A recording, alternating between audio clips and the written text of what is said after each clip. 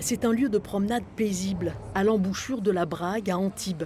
Un endroit où l'on vient observer les cygnes. Un lieu où les habitués sont régulièrement témoins d'accidents.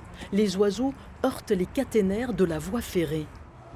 Il y a un an ou deux, il y avait un des deux parents, pas ceux-là, d'une autre couvée, qui avait été trouvé sur la plage Lac Leslie. Et après, il est mort. Aujourd'hui, ceux qui viennent au contact des promeneurs sont Joséphine et Louis, baptisés ainsi par les défenseurs de la cause animale. Ils ont perdu un de leurs signaux après une double collision, d'abord une caténaire, puis le train.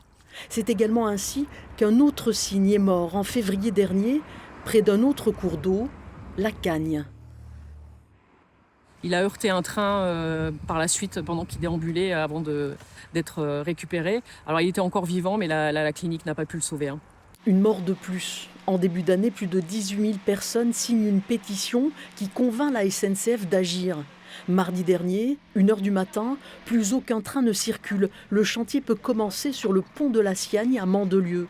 C'est l'une des 4 embouchures que la Ligue de protection des oiseaux des Alpes-Maritimes considère comme dangereuse pour les gros volatiles. C'est un risque de collision. L'électrocution est relativement rare sur les lignes SNCF parce qu'il faudrait vraiment une configuration particulière avec des gros oiseaux qui se posent au niveau des poteaux et donc c'est quand même plutôt rare. Une pince munie de bandes réfléchissantes pour signaler aux oiseaux la présence des câbles. Voilà pour le dispositif anti-collision choisi par la SNCF. Il est en place depuis plus d'1 an à Lyon. On s'est rendu compte qu'on n'avait plus de signalement de collision. Donc on peut dire que ça marche. On a l'impression que ça marche en tout cas. La SNCF finira la mise en place de ce dispositif d'ici 15 jours.